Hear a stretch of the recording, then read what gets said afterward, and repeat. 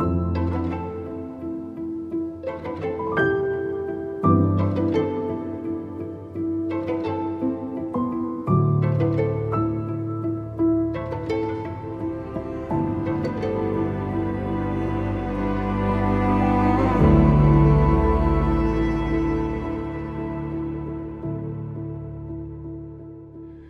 time, very early in the morning, while it was still dark outside, in one of the darkest times of my life, when things had happened that were more painful or bad than I could have imagined, and there was the possibility of worse yet on the horizon, I had one of those moments where I desperately needed help from God. I desperately needed a thought to cling to. I needed something to root my mind in that wasn't hype, that was solid and stable and true and real and deeper than my circumstances.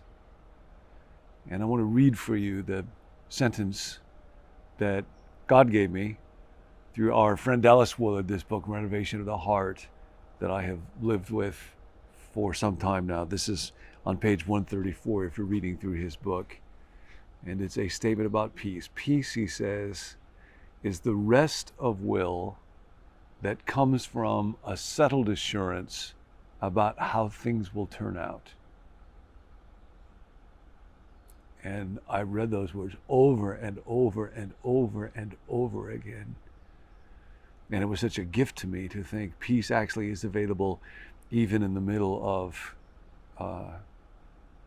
circumstances that are the opposite of peace, that are chaos and fear-inducing. Dallas goes on to write here on page 134, peace is always a form of active engagement with good, plus assurance that things will turn out well. You know, this throws us back on God because nobody else can do that. The dead are often spoken of as at peace, but they are not at peace. To be dead is not to be peaceful. They're not at peace unless they are actually alive and doing well. So when you see that little phrase that we associate with death, rest in peace, only a living being can rest. Only a living creature can be at peace. Sometimes people assume that death will mean an escape from pain, but we do not know. We did not create lives in ourselves. We do not know that we are able to stop ourselves from conscious existence. Dallas goes on, I'm at peace about it, we say, and this means I am no longer striving inwardly or outwardly to save some outcome dear to me, or to avoid one that I reject. I'm no longer striving around outcomes. I have released whatever is at issue and am no longer even putting body English or spin on it or inwardly gritting my teeth. Dallas writes later on this page, I am not the one in control of outcomes. And that's a good thing. But now this requires another way of living. I will often think about people bowling in this regard. If you ever watch somebody bowling, they release the ball, and then it's the most interesting thing. The ball's out of their hands, so there's nothing they can do. You don't have a remote control switch or anything, but they're still contorting their body and leaning to the left or leaning to the right, grimacing with their face as though they could somehow make the ball that they have let go of end up where they want it to. The secret of joyful bowling is when you let it go, let it go.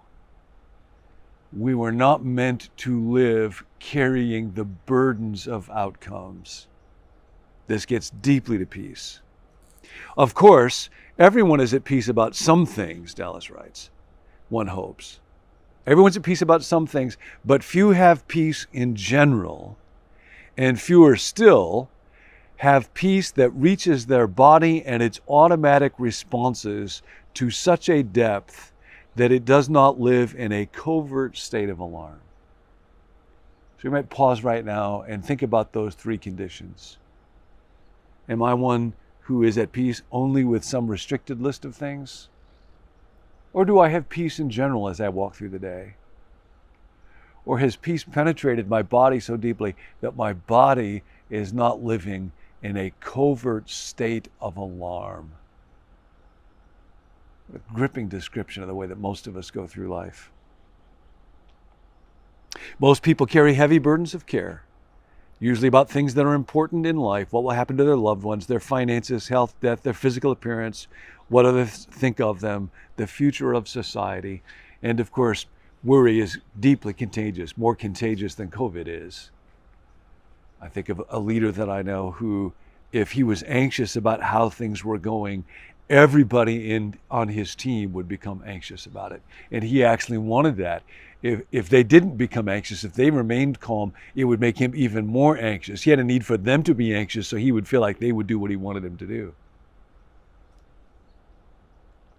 Peace with God comes only from acceptance of his gift of life in his Son. We are then assured of the outcome of our life. We are then assured of the outcome of our life and no longer trying to justify ourselves before God or others. We have accepted that we are not righteous or even totally competent and that we cannot be so on our own. We celebrate personal inadequacy. We were not made to worry, and worry actually simply increases all of our problems. There was a poem that was popular well over 100 years ago called The Centipede's Dilemma that gets to the problem that worry creates in us. The centipede was quite serene until a toad in fun said, "Pray, which leg moves after which?" Which threw her doubts in such a pitch, she fell exhausted in a ditch, not knowing how to run. That's actually a condition that's called Humphrey's Law. Humphrey was the guy that wrote about this initially, which is that once a behavior has become automatic, once it's become habitual, then when I think about it, my performance actually gets worse. There's a philosopher, Karl Popper, who wrote about famous violinist back in the day, Adolf Busch, and somebody asked Busch one time how to play on the violin a particularly complicated section from Beethoven, and Busch said, "Oh, that's very simple," and began to explain, but then he found out he could not play it once he started thinking about it. If you're a golfer, you will have heard of a condition called the yips. The yips are a real thing. Muscle tics. Something happens in our bodies when we care so deeply. And actually, the longer that you've golfed, if you golf for more than 25 years, you're more prone to the yips. Or other athletic events, a second baseman will not be able to throw to second base anymore. There's this strange dynamic inside of us. It's sometimes called hyper-reflection. Sometimes our problem is not that we don't think, it's that we can't stop thinking. And ultimately, either I will reflect on my situation as it exists apart from God. What will happen to me? What will happen to our world? And then you want to think about, are there forces in your life that are prompting you to even more hyper-reflection? There are lots of websites, lots of cable news stations in our day where a heightened state of alarm is actually profitable for them. Or I can reflect on my situation and find God in it. The secret to this peace, Dallas writes, is, as great apprentices of Jesus have known, being abandoned to God.